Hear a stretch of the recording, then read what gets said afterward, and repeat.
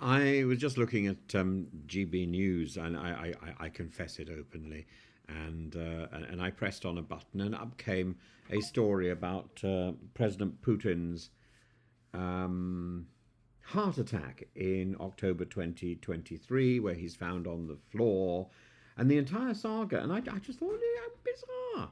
Here I am castigated for mocking Putin and suggesting that he's living in a, or dead in a smeg fridge, or like Schrodinger's cat, we don't know whether he's dead or alive, or whether Putin is comatose, cryogenically preserved in a Kremlin sub-basement, or still shuffling about with the assistance of increasingly shoddy body doubles.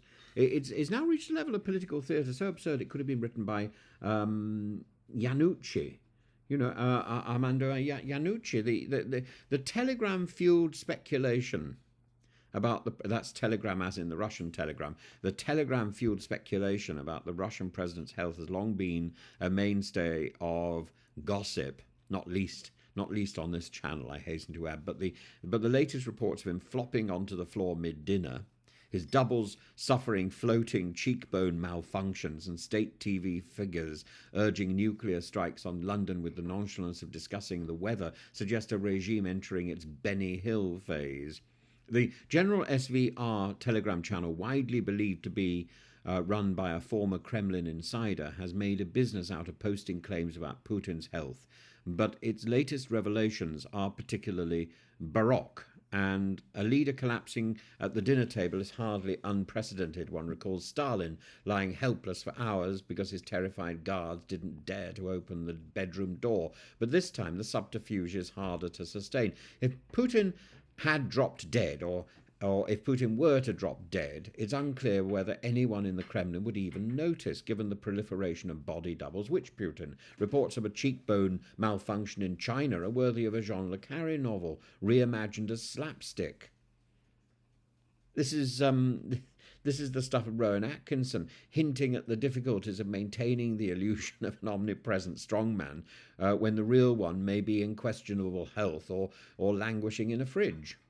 Then there's the nuclear saber rattling pantomime that accompanies every sign of weakness in the Kremlin, as if on cue the usual ghouls of Russian state television, Andrei Gurulev, Vladimir Solovyov, and the others have started advocating nuclear fireworks over London in response to Trump's rather muddled attempt to insert himself into the Ukraine war. Their enthusiasm for this level of escalation is, of course, just their own little firework display, their own celebration of their own machismo. Why? Because there isn't anybody ruling Russia, because the person in charge of Russia is in a smeg fridge. Russia isn't going to launch the first strike over a bad week at the front, but this sort of rhetoric serves as a useful distraction from the war's grinding failure. And meanwhile, the Western media is left in this Schrodinger's Kremlin dilemma. Putin is simultaneously alive and dead, in control, incapacitated, plotting his next move, or entirely absent and no longer functioning. The reality is likely to be somewhere in the middle.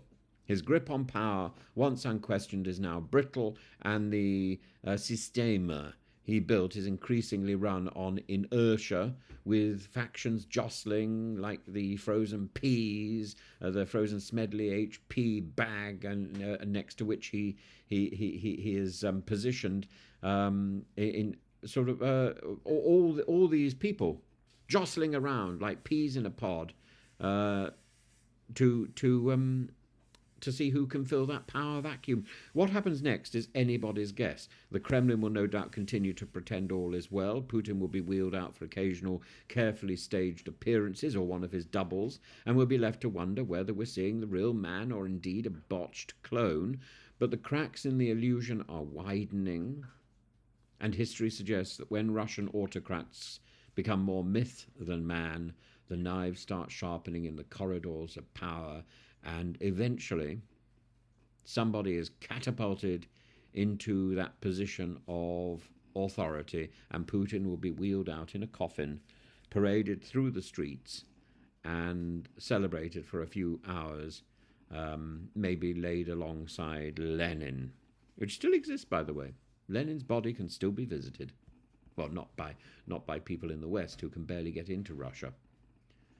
It's deplorable, isn't it? But Lenin is preserved in his own little fridge, so I suppose Putin won't feel out of place.